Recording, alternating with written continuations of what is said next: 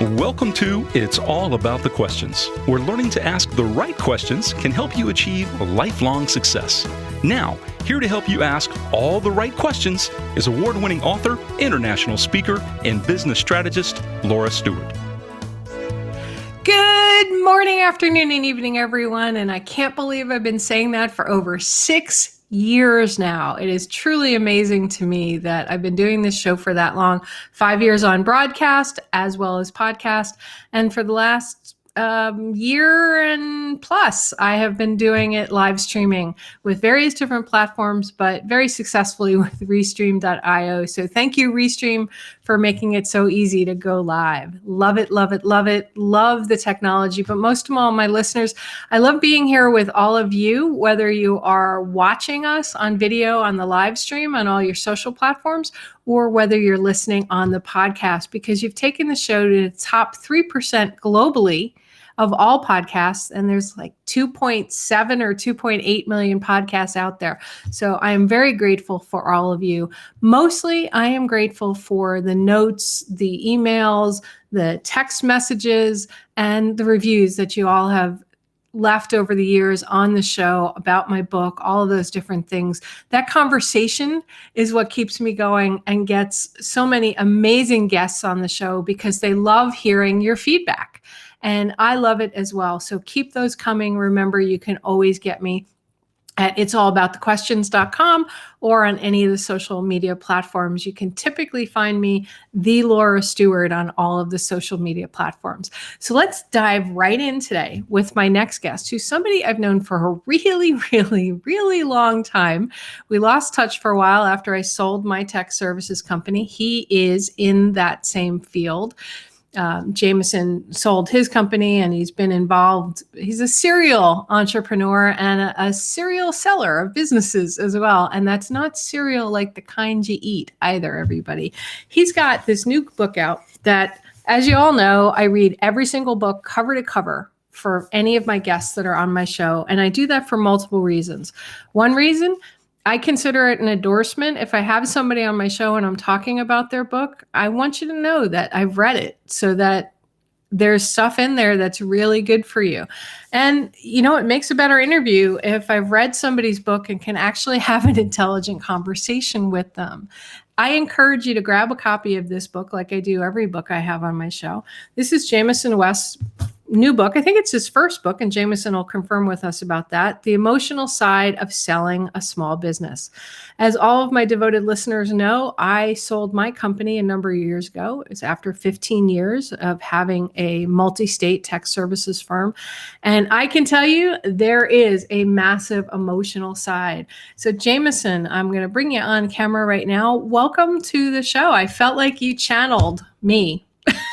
Perfect. Well, this is going to be fun then. Yeah, you know, I do have to say, when I was reading the two parts of the book, because I love that you had two parts. You have a parable style about somebody selling their business, and in the back you did several case studies of folks in the tech industry with businesses like our own that sold. And I was laughing. I'm like, oh, Robert Lindley, I know him. Dave Sobel, I know him. Arlen Sorensen, of course, we know him, and he wrote the foreword. Rich Anderson, Dave Kava. It was like a who's who of all the guys I used to hang out with. And that was a lot of fun. Next time, include me. Let's get a woman's perspective. Perfect. Absolutely. All right. I need to know why, you know, I rarely ask this question. Okay. I never ask the why this book now. I think I've asked it once before, but I am really curious. This book was a lot of years in the making for you. And what made you decide that it had to be written? So the reason I felt like it had to be written is because I struggled a lot through the sale of my IT services business. There were unexpected twists and turns, and I had resources during that process that I was recommended to read or ingest one way or another that were mostly geared around valuations, due diligence, legalese, finance, all of those pieces, parts, but nothing really prepared me for kind of the whole emotional side of the journey. I didn't feel like there was, besides conversations with a few people that had gone through it, nobody could direct me to a resource that was helping me understand what it meant to sell and change my career after 21 years of owning my business. There were a lot of flavors to that. Yeah.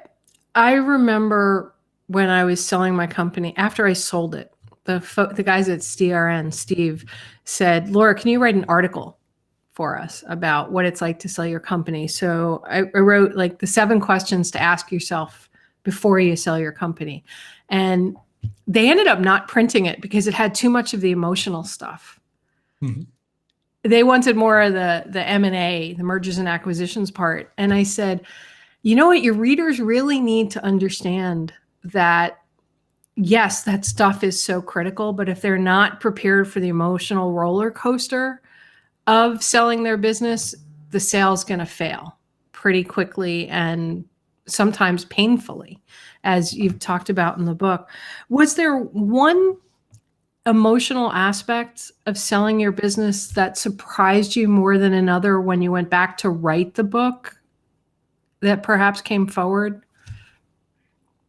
Yeah, I think the piece that stands out to me, I felt it acutely while it was happening, but the realization that it stuck with me for several years, because when I actually wrote the book, I was a full 3.5 years after the acquisition. There was another trigger for why I started writing it, but my primary struggle, and there were lots of them, but my primary struggle definitely stuck with me, which I've been a member of EO for 10 years or 9 years, and I'm a big believer in just open, honest transparency, and it's just how I led in my business. Okay, and hold one second, just for listeners who do not know, EO is Entrepreneurs Organization, and just give like a brief thing, because I think it's critical to your conversation. It really is, because it's been a big part of who I am over the last 9 years. So Entrepreneurs Organization is the largest peer group of entrepreneurs in the globe, over 15,000 members. I started in Seattle for 5 years. I've been a member down here in Las Vegas for the last 5 years, and I'm currently president of the Las Vegas chapter. We form these smaller peer groups. There's chapters by city, and then smaller peer groups that connect and just really share openly, so they don't feel alone on the island. Right. Every month for half a day, and it's been powerful and really changing. And through that, I just have become more trusting, more open, more honest. And I think that kind of underpinning of integrity that I felt with my team and my staff felt challenged during the sale, because you're not supposed to, or you can't talk about it sometimes, or some elements of it, or as many would recommend, absolutely none of it, Ziploc. And that was a real struggle for me. And I ended up breaking my own rules on that one, or everybody else's rules, I suppose they were. But it was one more really key element into me feeling much more deeply invested into the outcome, which made me more emotionally connected to the outcome, which meant the buy I could have been taken advantage of because of that. And I was just very, very, very challenged to walking around my office and not telling people what was really going on. That did not sit well. The idea of what you can say and what you can't say during the sale is such a huge part, and it's part of what I dog-eared inside of here, and the emotional impact of staff when you go through it. I had a sale fail years before my final exit sale of my company because I included my staff in the conversational and allowed the buyer to come in and do some due diligence and talk to the staff. And even though I had all sorts of privacy contracts with employees, non-disclosures, confidentiality, whatever, one of them talked to one of my largest clients and told them that a sale was happening. And we hadn't even locked in, the sale. And they said a sale was happening. And the client left and hired the guy. So now not only was I down a large client, I also lost one of my top engineers. And if they had stayed, they would have been part of a much larger organization with a higher salary, more opportunities but it didn't matter. They were just angry about all that. I found out because they wanted to buy the company, but they never acted like they were interested in stepping up in an ownership way in the company. They always acted like staff kind of thing. The second one, I chose not to tell anybody anything. The sale went through. I did have some annoyed people at the end, and some people left, and I had to, bring lawyers in for a lot of different reasons. But it is interesting, that idea of it, because so many entrepreneurs, I don't know how you feel about it. Well, I do know how you feel about it because it's all in your book, right? But the staff is more than just staff. They're not just employees, and clients are not just clients. You become, as an entrepreneur, very invested in them and their lives. So it's hard. How would you recommend somebody align that in themselves? Well, I think, it's hard to recommend because everybody has their own sense of those relationships. I think at the end of the day, I followed my heart a little bit on that one. And while I opened myself up for what could have been a much less positive outcome, and the story in the book isn't necessarily my story. There's elements and pieces. I was curious about that because the parable very much a fable. I'm drawing from other people. I'm drawing it, and that didn't end up being exactly me in my story. But there's some pieces and parts that are, and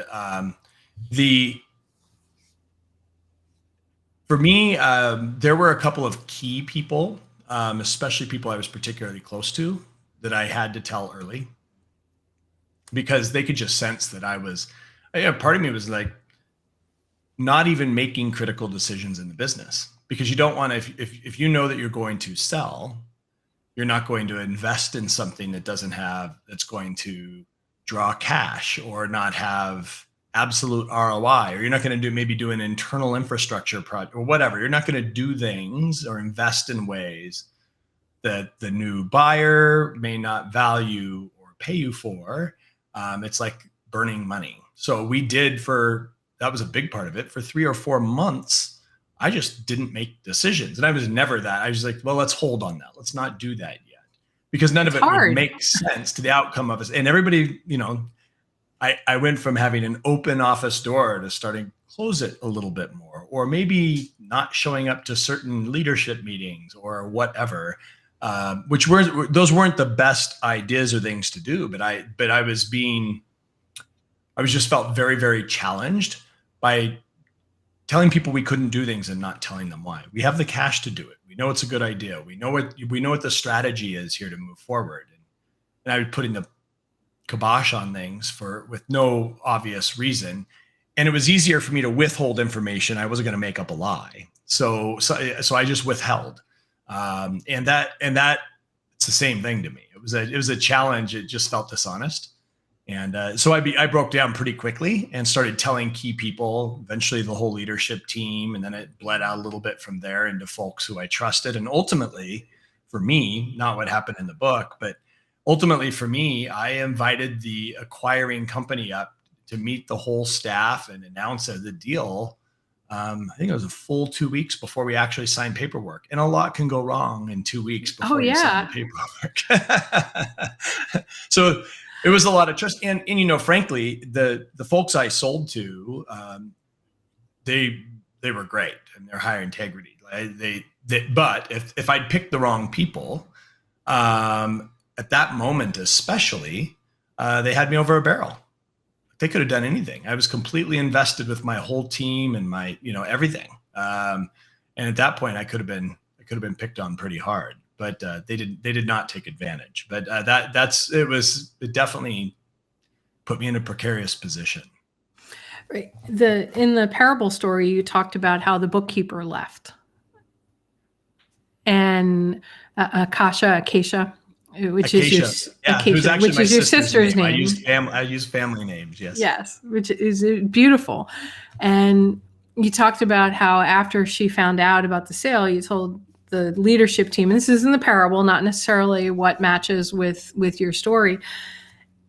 She was so angry and stormed out of the meeting. Basically, after the meeting was over, you went and you talked to her in the office, and this is the worst time ever that you could have done this, because this is what's going on in my life. And I know for myself, that was one of the hardest parts of telling everybody the company has been sold, even though you are doing everything you can to have them keep everybody. There are redundancies in sales that happen, and you've offered to find them new jobs and do everything.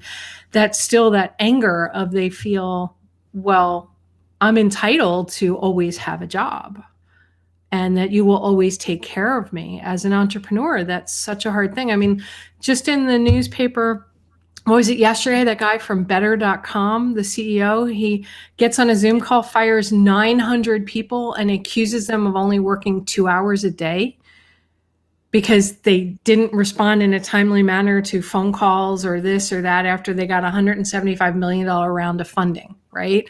So there is that, which is really pretty horrible thing that he did in the way he did it. Amazing. It's a much bigger example of it, but there is this sense of, and people are probably going to flood with these conversations about the thing I'm about to say.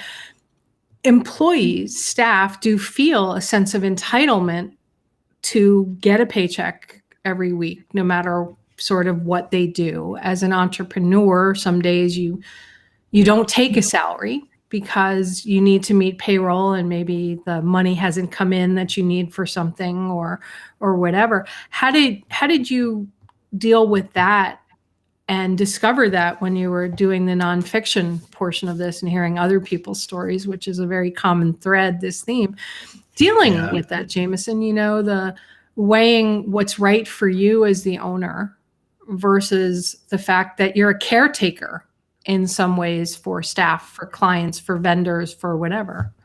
Yeah, this is like it's like a little test of capitalism at its core. It's just this it's this dichotomy between understanding as an entrepreneur and an owner who is really responsible and accountable for making sure that everybody gets, and then you have that weight of responsibility of not only your employees, but their spouses, their children, and health insurance, and it's a weight. And you have those team members who get it, and you have those team members that don't. And then when you go to sell, you're like, well, it's time for me to get mine. And that feels pretty selfish. Yeah. So absolutely that goes through your head. So, something that I kind of drew from, and a little bit in reality, it went in the story, but not exactly. I actually had an all cash offer from a company that would have guaranteed a little bit more than I would even get with my earnout in my actual sale. But from a cultural perspective, it was partially the people, but it was also just my brand, my baby. I want a little bit taken care of. I knew it was going to disappear, become somebody else's, a branch of somebody else's office, and not really be there. But there was, my clients and my team, and I wanted them to have that opportunity to not have the carpet ripped out from underneath. So I did take a slightly lower, less guaranteed long payout over guaranteed cash up front for that reason. So there's that fine line between how I've seen people sell in an extraordinarily selfish way, but it's their right in the sense it's a struggle because it's also their right to do so. They took all the risk to build the business, and there's a lot of frustration. There can be a lot of frustration with folks on the team when that happens. I think I avoided that component. I think people were wondering, why are you selling? We had momentum. We'd gone through a challenging time, and in my business, we'd acquired four other companies a few years earlier, and the team that I had at that moment had persevered through some really difficult times and created a really profitable situation for us in 2015. So when we'd sold, I had that. It was just a moment where I had the highest level profits with a great offer, and I was exhausted. And it was time for me to change. And it's hard to explain to people. I guess it feels like everything, like everything was clicking. I was like, it's actually better to sell when you're up than when you're down, especially if you personally are just begun to lose the passion for what you're doing. And that's where I was at. So it came across a little differently in the book, in the sense that Alex, who's our primary character, who's selling the company in the book, was really focused on just kind of, they were kind of aging out and getting tired of doing it. Right. And that, 20 to 30 years owning a business, a lifetime, raising that baby. It's not, it's not forever. And you're going to exit one way or another, as Arlen, my mentor, likes to say. You're going to exit your business one way or another. Be intentional instead of accidental. And so I think there was a lot to draw on. There's one line in your book that I loved there's so many different parts, and it fits with what you were just saying. It's on page 32. Obviously, how many different tags I've gotten here. Right. Running a business had its high points and could be incredibly satisfying. But the thing that most captivated Alex about selling was the idea of being free from the total responsibility and accountability, liberated from the stress, anxiety, and problems, mundane and existential. He alone was ultimately responsible for solving.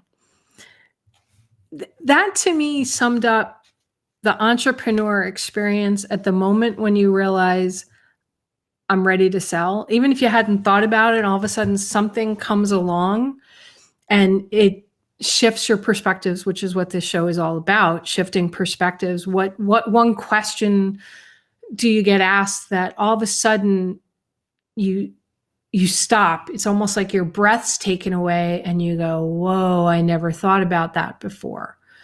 Yeah. And when I read that, it really sums up what so many of my clients say.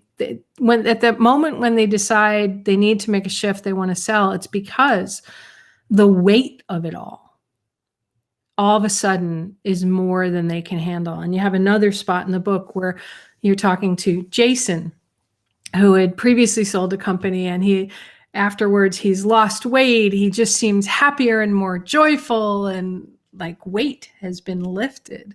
Did you feel that after your sale, after the initial, whoa, okay, this was a lot? Yeah, absolutely. The worst year of my life, particularly from a career perspective, but probably across the board, was my last acquisition. Ended up having to get unwound and failed. And after, at that point, roughly 19 years building a business and focusing on building a sellable asset. Yes, it created income for the family, but I was focused on creating equity in a sellable asset. I almost lost it all.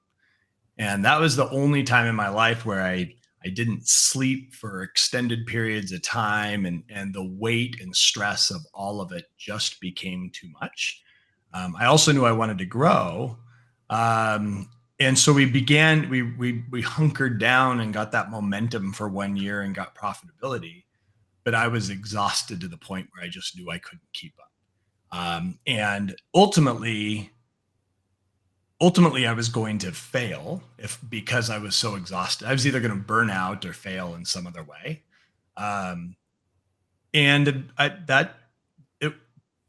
To have all of that off my shoulders for a while was enormous. And I'm back doing other things, multiple companies. I am a serial entrepreneur. I knew I wasn't over. I had lots to do. Everything I'm doing now feels much, much different. But yes, absolute relief from having all of that off my shoulders. And I think even the type of business, the type of culture, that second and third go round, you do things differently, and you learn so much to avoid those pitfalls that happen your first time around. Yet they sometimes still happen because you get wrapped up in the day-to-day of just hitting payroll, making the business work, the decisions that you have to make. You mentioned that you've had some sales changes happen in subsequent businesses that you've created that you have to unwind. And you had a successful exit once before that you learned a lot of lessons from. I mean, Arlen Sorensen tells the story. I mean, like 8 companies he's bought and sold back and forth. And in the middle of it, he still had some really bad experiences. I mean, there's one quote with Rich Anderson. I loved it from Rich. I've always just thought Rich was really cool. Page 117. It says, Rich spent the next 10 years stubbornly trying to prove that it was a good decision, but the financial and operational difficulties created by the purchase were a continuing challenge. It seems like no matter how much we know in the day-to-day, we often still get stuck in, I don't know if it's necessarily ego or being ashamed if you admit failure, even though the world is all about, hey, failure's great, but that doesn't necessarily feel really great. Yeah, and I think there's a lot of self-justification. You have to, it's part of why I'm in EO. I talk about that a lot, but it's like we have to show up with a happy face, right? I mean, it's part of our role to the degree possible to be optimists about where we're headed with our organization and lead the team, through troubled waters. And there's a lot of weight in that. So sometimes you make a big mistake, and you have to be able to admit those mistakes, but to the degree that you can, you're always trying to positively move through them. And it can be, I think it depends on who and how and what happens. But certainly, I called my 3 acquisitions, not dissimilar to Rich, but I had 3 acquisitions, kind of 3.5. I like to say, I either call it 3 or 4 because my last one was kind of a 2-for-1. But my first acquisition was extremely good, easy. The culture was blended very nicely. It was accretive financially. My second one was so, probably not worth it, but it was a good attempt. And my last one almost destroyed it. So I call it the good, the bad, and the ugly. Right. And it almost took us down. And I did end up absolutely admitting fairly quickly that the last one was a big mistake. But my ego got tied up in saying, I can do anything. I'm just going to keep buying companies until I'm whatever. And then that little smack of reality hit me and stopped me in my tracks. And ultimately, if that hadn't happened, I wouldn't have sold. I mean, that was the whole pivot for me as I realized I wasn't invincible. Was there a question that somebody asked you that helped you move through that, or that you asked somebody else, or was it literally just like that smack on the head of a situation that helped me decide to recover or to sell? Both, because they're both critical. Yeah, they're both critical. So I was a member of a peer group. Besides, I was an EO, but I was also in another peer group, formerly HTG, now called Evolve. I was a member. That's how we met, through HTG. That's how we met. Yep. Yes. And it was just in case folks didn't know what it was. Very similar, but they're all not in the same geography, but they're all in the IT services space. And of course, Arlen was my facilitator and mentor, and so there were a lot of conversations with him. As a matter of fact, to the degree that there was even a fund called Hands That Give, where I almost didn't make payroll 1 week. And there was going to be potentially some help in that regard. Didn't end up needing it, which was good. So just skin of my teeth. I had peers who were ready to lean in and help me. So I realized I had support of fellow entrepreneurs that helped me get through it. But then ultimately, my decision to sell was, after a year of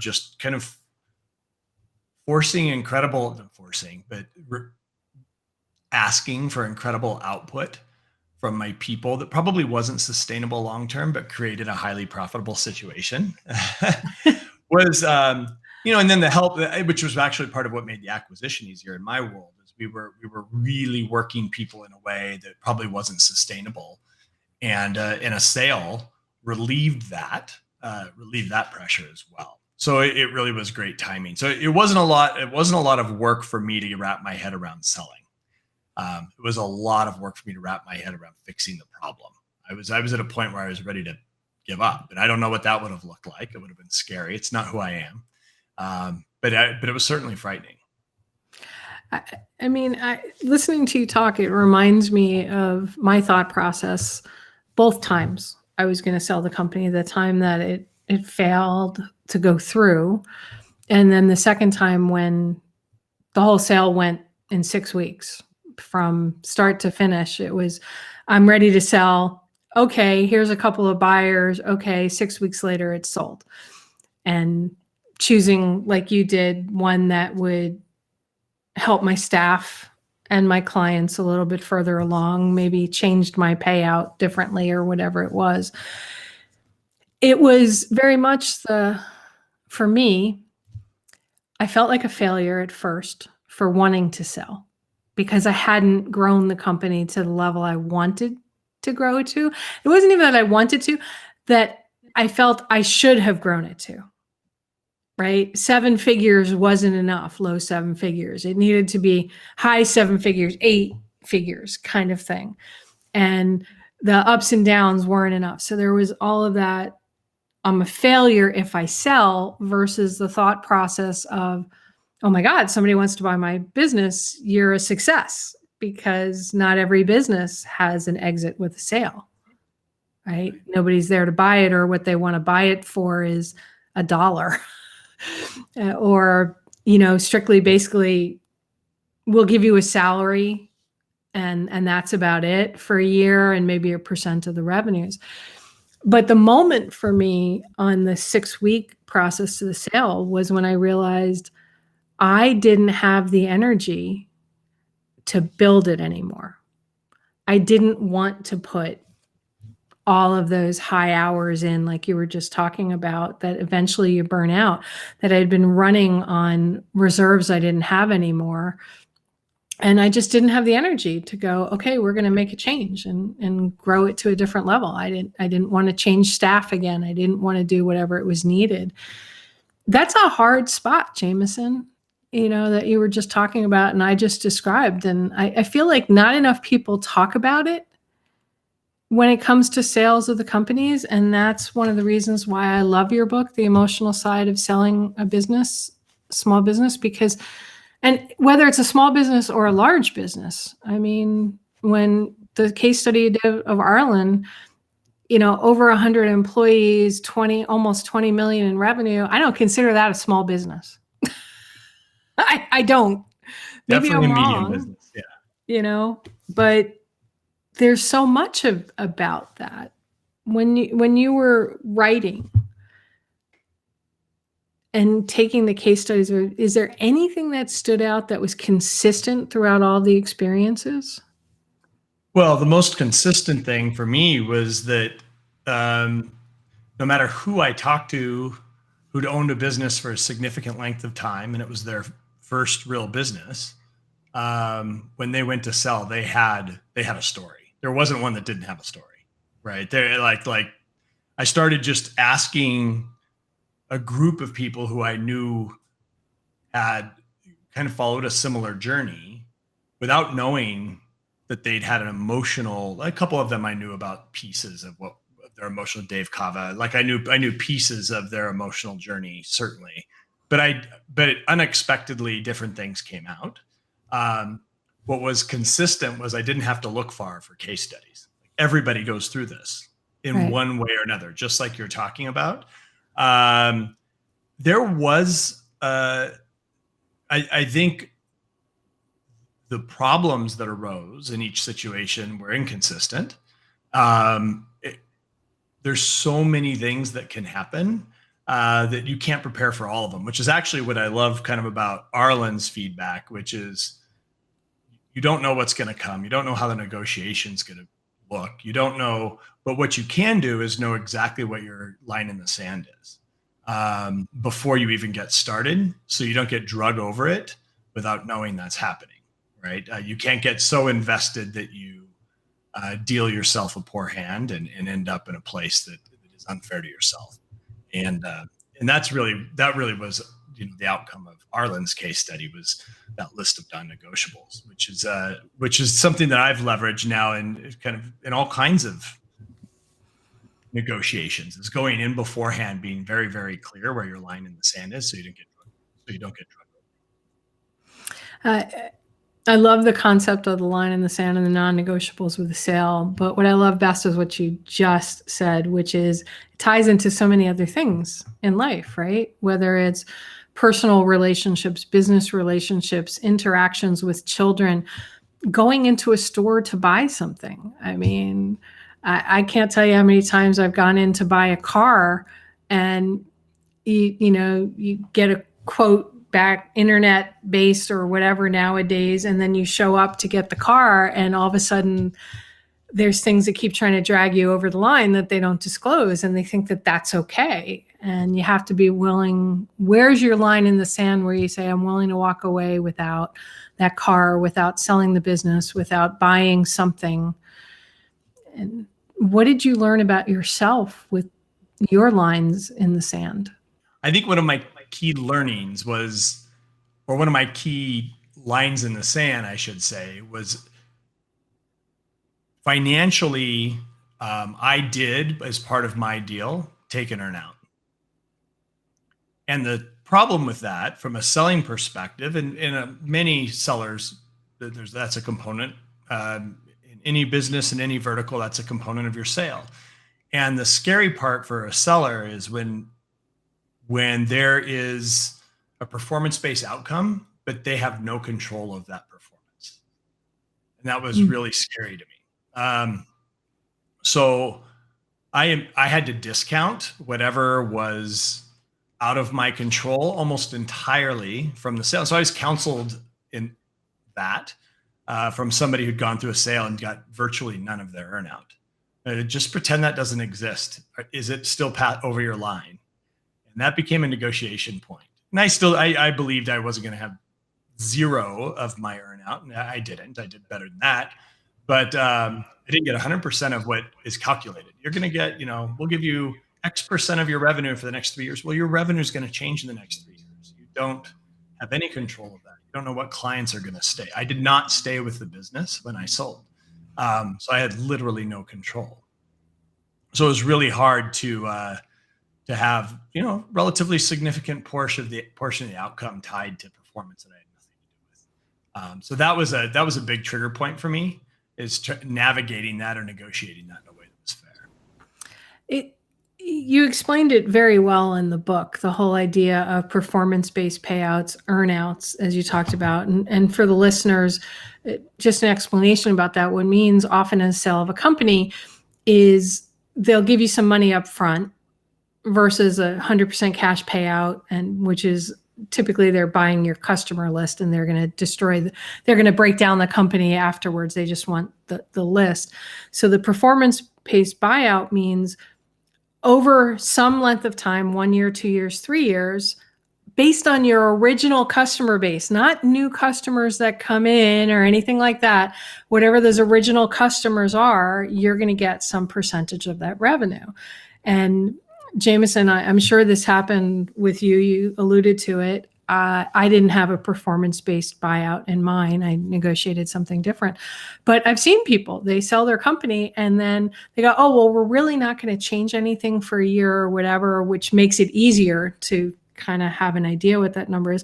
But then they decide to stop programs or change how they're charging for things to your existing customer base, or they let go of staff that people are comfortable with, so clients leave. It affects that payout, but you have no control over it because they now own the company. Yep, 100%. That's exactly what happened, and it's scary, right? And it's not fun to lose that type of control. It feels wrong. on many levels because they know they're going to do that. Yeah, they do. And you know, I don't think there was at least in my situation, I've seen other situations where there's a lack of integrity in that regard. In my situation, I don't think it was a lack of integrity on the acquirer's side, but changes are going to happen because they have their own people, their own processes, their own culture, their own all these things that now as a coach and a consultant, I help businesses build. Right. They have all of those things already established. And as the acquiree, that's not something my team gets to dictate or participate in. Right. We become a circumstance of all of the decisions the acquiring company has made. That's why you should never sell your company without a good lawyer and a good accountant. Right. Read the fine print in the contract that's there. I can tell you that many deals I've done in my life, I was very thankful for exceptional attorneys, financial advisors, and mentors that not all the time, because I didn't always take their advice, but tried to help prevent something from cascading to a worse situation because of some obscure phrase in a contract that you think means nothing, but really means something. So I want to talk about... I personally had a little thing that I didn't expect in my agreement that my attorney caught very, very late. And it scared me. Ultimately, again, a buyer with integrity, we worked it out and figured it out. But I had, and it wasn't the same thing that's in the book, but I had something that put fear of wow, this isn't going to happen. And I've already told everybody those, you just have to be so diligent. That's why that great attorney makes such a big difference. The one last thing I want to get to before the end of the show was the conversation you have in your book about financials in here and the emotional side of that as well. In the parable side and in the nonfiction case study side, it often came up about mixing the business and some personal expenses in there, things not being booked correctly. If somebody pays you in advance before the end of the year for work in the new year, and how that impacts sales of companies, and how those can be gotchas and often are emotional kinds of things. Can you talk to that? Because I think it's really important for my listeners as entrepreneurs to understand why that is such a critical element, whether you're planning on selling or not. Yeah, absolutely. And really it's that difference between, EBITDA, profit, and adjusted EBITDA, which are all these ideas of add backs and stuff that happen in the business. While you might file on it, so two kind of different pieces. The other side is cash versus accrual, which you mentioned. So you might file taxes on a cash basis, but the accrual side of what you do, booking properly unearned revenue. This happened to me pretty badly. It was actually a company. It wasn't part of my sale. It was one of my acquisitions that really failed. A company that I acquired, the owner had taken a couple of annual contracts as prepayments for the whole year and didn't put them on the books as a liability. I still owed 2 clients a year's worth of our services, but the money was gone. So that should have been a liability on the books. And that really, really created a difficult, I went to the clients. I was like, well, you need to pay us. And they're like, we prepaid for the whole year before the sale. And that ended up being challenging. So that's just something to pay attention to. But what we're really talking about, where you started, was owner expenses that kind of get mixed in. And I think that's a more acute one, especially for somebody who's not been through this, that's a solo owner, because it tends to happen more in those scenarios than when there's multiple owners, because people do a better job of separating personal and business. But when you're a solo owner, which for all intents and purposes I had small equity pieces for a couple folks, but My CPA and everybody else was, you buy your car under the business. Some percentage gets written off under the business. You may have a home office that you're buying under the business. You have all these pieces and expenses that you can cover because they're legitimately tax write-offs, or some percentage of them are, but the bill's flowing out of the business before you get whatever you're drawing. And I've seen some people get to the point where that's a significant component of their lifestyle, and they're relying on the business for their lifestyle. But when they step back and they look at their paycheck, they just don't connect that to the business. So when you step out of the business and lose all of that, you have to be ready to calculate not only what it's going to cost personally from an income perspective, but on the flip side, what's positive is all of that usually gets added. If that wasn't necessary for running the business, it goes to your bottom line when an acquirer looks at the business and says, we don't need to be paying for your truck or your home office or any of these things. So you can look more profitable and increase your sale. But I think I have definitely, after owning the business for 20 some years, going and figuring out how I take care of everything, that had become just a part and parcel of the business, was definitely a struggle.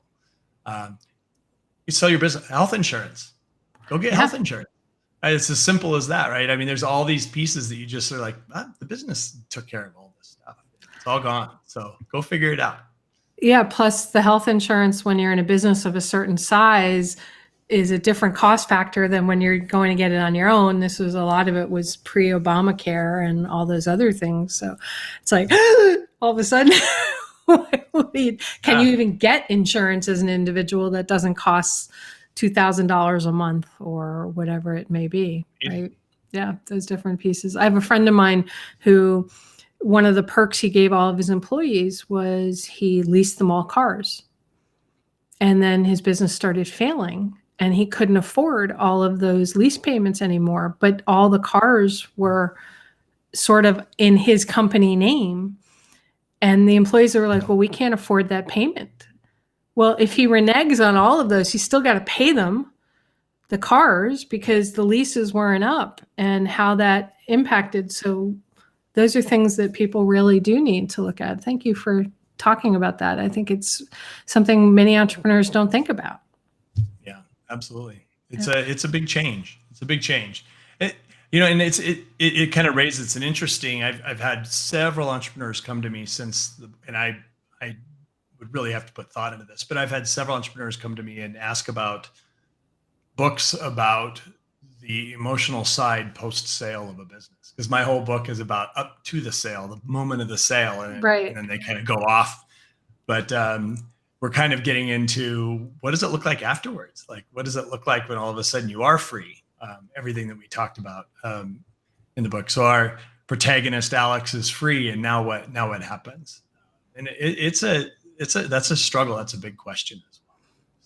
Yeah, and I don't want to share what happens, but in the parable side, that tells one possible scenario after the sale, but immediately after the sale, not necessarily 6 months, a year, 2 years down the road. I know for myself, I kind of felt adrift after the contract ended with the company that bought mine. And I started another business. I was writing and keynoting, and then I stopped to take care of my mom for 6 years. And then she passed away and I lost my purpose. And I ended up doing a life plan with Arlen and Lori Sorensen.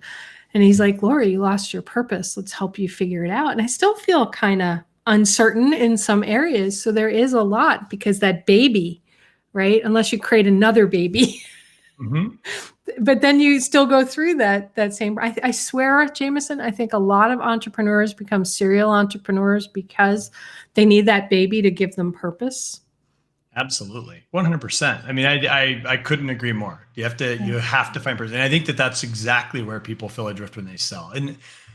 And again, through EO, I've had multiple people reach out. There's conversations after I published the book on our forums and stuff about, hey, does the book talk about this? Does it address this? And I say, not really. We're talking about post-sale, kind of what you're doing. So these folks that spend 20 years, that was their purpose, at least to some degree. They may certainly have family and all these other components, but as an entrepreneur, with all the accountability and responsibility and weight of all those other people, there's purpose behind that. You feel driven, whether it's through the clients or the staff or whoever it is. There's a tremendous amount. When you're released to that, it's momentarily freeing, but now you've got to re-anchor yourself. Yeah, that's a great word, re-anchor yourself, because it is easy to get adrift when you've just been 90 hours a week or more, even though you may not be in the office more than 50 or 60. Every waking moment as an entrepreneur, you're thinking about the business, thinking about the staff, thinking about the clients. And if you're in the fields we've been in, the technology field, you go from 24/7, 365, going whose network might go down, what ransomware attack may happen, to, oh, I don't have to worry about that anymore. You kind of don't know what to do. The stress level just completely crashes and your autonomic nervous system doesn't know what to do. Yeah. And it's kind of maybe a little bit why now part of my businesses are a little less service driven and they're more software driven, because that was, every business is different, but service businesses are particularly, you're engaged and driven, and it's a very, very, it's challenge, right? Yeah. The businesses we were in were very, very challenging. I would not want to start another MSP IT services company today. No way. Not with ransomware, what it is, and all the other factors. I just, my heart and my stomach couldn't handle it anymore. All right, we're getting close to the end of the show. I want to make sure you tell people how they can get your great book, The Emotional Side of Selling a Small Business. And this is not, to me, this is not just for companies that are starting to sell their business or thinking to sell their business. I think anybody who's an entrepreneur should grab a copy of this book to understand not only the emotional side, but you have some really great mergers and acquisitions information in here about that you need to start thinking about your plan from the moment you start your company. And it's really great stuff in here. So how do people get this book and how do they reach out to you? Yeah, so it's on Amazon, makes it really simple, but the easiest link for me to give you is jamisonwest.com/book. That's the easy way to get right to it. You can contact me there, and there's a link to the Amazon page. So jamisonwest.com/book. Let's see if I can put that up there for the live stream. jamisonwest.com/book, so they can link over to buy the book, and they can also reach out to you. Last thought you'd like to leave my listeners with, and anything that I didn't ask you that you wish I had asked you? I think I appreciate that you recommend that any entrepreneur read the book. I think my last thought is that every entrepreneur should read the book, because you are going to exit your business one way or another at some point. And this at least starts to help you think through all the trials and tribulations and emotional components of what it looks like to do so as a sale. And even if you're selling to your staff or your family or turning it over, there are a lot of helpful components to just kind of help you think about the outcomes. But I really do believe intentionality is a super important part of owning a business. You've got to know where you're going and what the end game looks like. And so this will help you think through that component. I love that. And it truly does. And I'm holding the book up so people can see it on the live stream. But for those listening on the podcast, you can't see us. So consider go checking out where you can see Jamison and I talking. Jamison, thanks so much for being on the show. And I'm glad we've reconnected in person for the first time in years. The book truly is something special. Yeah.